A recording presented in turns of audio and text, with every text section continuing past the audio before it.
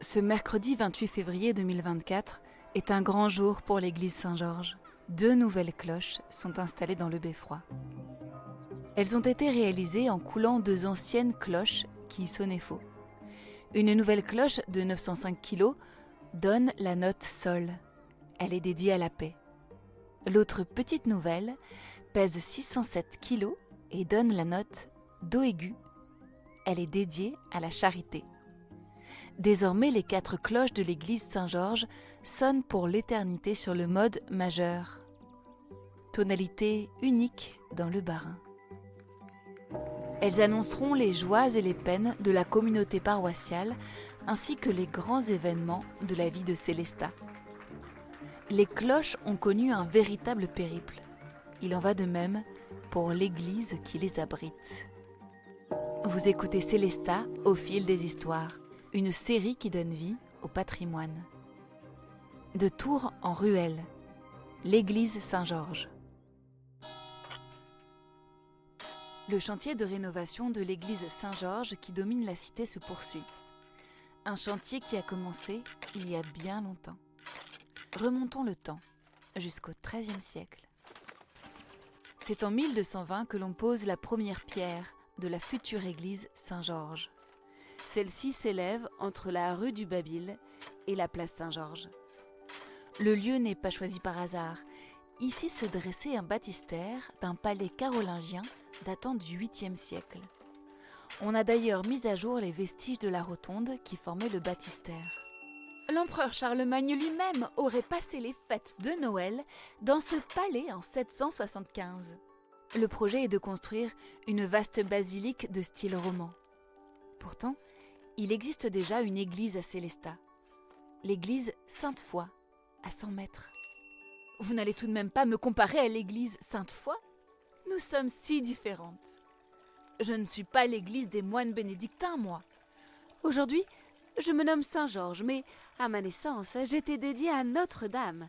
Et pour toujours, je suis l'église de la ville de Célestat, plus précisément de la ville libre de Célestat, placée directement sous l'autorité de l'empereur du Saint-Empire romain germanique, Frédéric II de Hohenstaufen.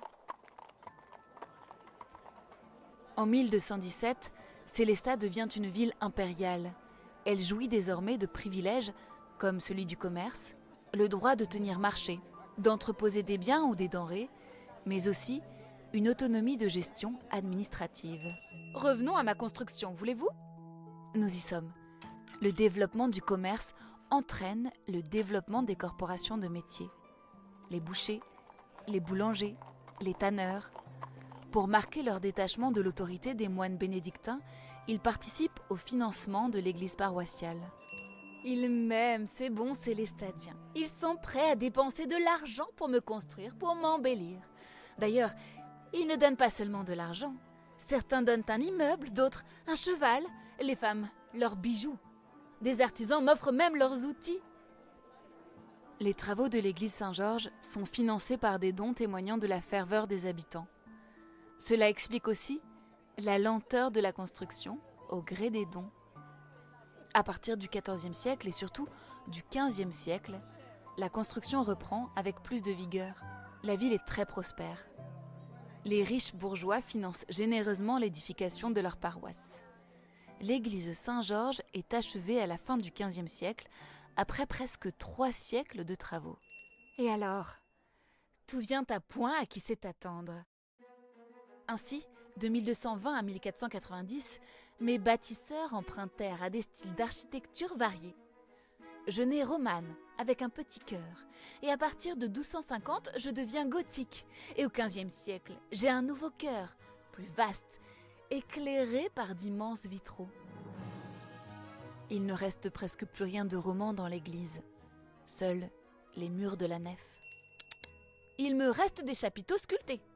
Et ma façade occidentale est bien là, qui se dresse face au soleil couchant. On l'a construite vers 1300. Le style roman du portail nord se reconnaît à ses voûtes en plein cintre. C'est vrai, mais l'essentiel de ce que l'on voit aujourd'hui est apparenté au style gothique. En effet, je ne suis pas peu fière du portail sud de style gothique. On le reconnaît à ses arcs brisés et à la grande rosace qui le surmonte. Il fait face à l'église Sainte-Foy. Avouez qu'il en remonte à ma petite voisine. C'est toujours par cette porte que l'on pénètre dans l'église. L'horloge au-dessus du portail rappelle l'heure des offices. Et la tour encore plus haute abrite mes cloches. Rien ne me manque. Le portail sud du XIVe siècle est magnifique. Même si son tympan est bien plus récent, il date du XIXe siècle. Et oui, à chaque siècle, des admirateurs ont voulu m'embellir. Mais je reste moi-même, faite de grès rose ou de grès gris et de pierres de taille. Au XIVe siècle, on a construit ma tour, un immense clocher qui s'élève à 65 mètres de hauteur. J'en ai presque le vertige.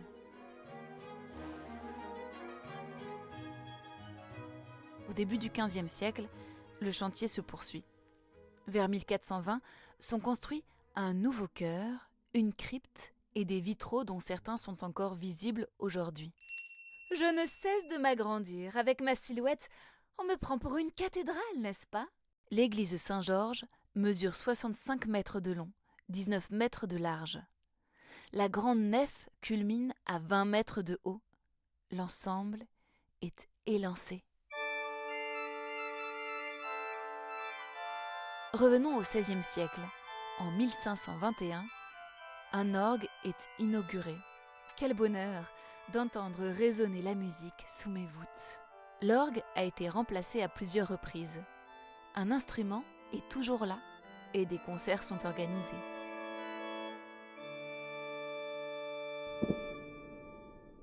Du sommet du beffroi, je les aperçois dans la plaine d'Alsace. Les troupes suédoises incendient le château du Haut-Königsbourg. Elles se rapprochent de Sélestat.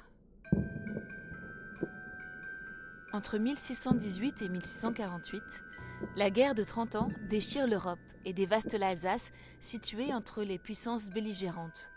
D'un côté, les défenseurs de la foi catholique et de l'autre, des réformateurs protestants. En 1632, les troupes suédoises du côté protestant conquièrent l'Alsace et font le siège de Sélestat. Puis, c'est au tour des Français à partir de 1634 d'occuper la ville. Que de destruction, de famine, de violence. De pauvres gens se réfugient dans mes murs. Sélestat est demeuré fidèle à la foi catholique. 150 ans plus tard, c'est la Révolution. Heureusement, la terreur fut tiède à Sélestat. Seulement 2 exécutions. Les troubles révolutionnaires affectent Sélestat, comme tout le royaume de France. Cependant, les Célestadiens embrassent peu à peu les idéaux révolutionnaires, notamment en ce qui concerne le clergé. Mais je suis quand même fermé quelque temps. Je deviens un danger, paraît-il.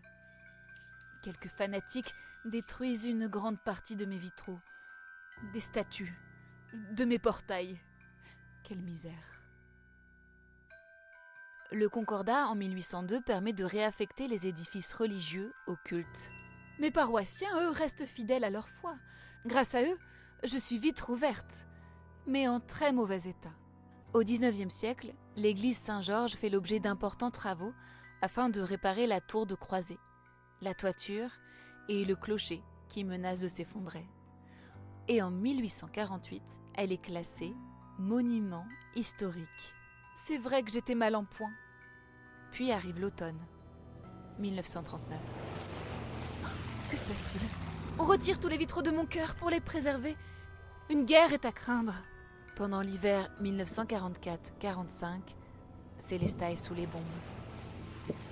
Les bombardements causent en effet des dommages considérables sur la couverture de la nef, des bas-côtés, du transept, du chœur et de la tour de croisée. Les vitraux qui n'ont pas été déposés et envoyés à l'abri sont entièrement détruits. Après la fin de la guerre, l'architecte en chef des monuments historiques dirige l'intervention d'urgence pour une mise hors d'eau provisoire de l'ensemble de l'édifice. Grâce à toutes ces réparations, je reste debout, au milieu du chaos. Mais je vacille. Aujourd'hui, après un inventaire complet, l'église est l'objet d'un sérieux chantier de restauration du massif occidental. Je suis une vieille dame, certes, mais je suis solide. Et si l'on prend soin de moi comme on le fait aujourd'hui, mes cloches sonneront encore longtemps et je continuerai d'être le témoin de la longue histoire de Sélestat. Ah! Et mes cloches? Un vendredi 8 décembre, il y a quelques années à Strasbourg, une cinquantaine de paroissiens venus de Sélestat assistent à la coulée des 2 cloches. Rien n'est laissé au hasard pour leur fabrication. Un art délicat. Si la note est trop haute, on peut la baisser. Mais si elle est trop basse, il faut tout recommencer. Le fondeur prend son temps pour viser juste. Après avoir passé tous les tests avec succès, mes 2 cloches sont enfin livrées le 21 décembre. Un moment solennel et symbolique, car ce même jour, en 1521, Sélestat mentionnait pour la première fois un arbre de Noël. Mais ça, c'est une autre histoire. Vous venez d'écouter Sélestat, au fil des histoires. Nos remerciements vont à Chloé Carré et Cyril Leclerc, qui ont initié cette série. Sandrine Rueff, Marie-Zanne Bréchet et Nadège Cardo pour la richesse des savoirs partagés. Un podcast original de Sélestat, ville d'art et d'histoire, avec la voix de Léa Minot. Texte, Marion Augustin. Réalisation, Caroline Lebossé. Un podcast produit par le studio Ose. À bientôt pour plonger dans de nouvelles histoires oubliées.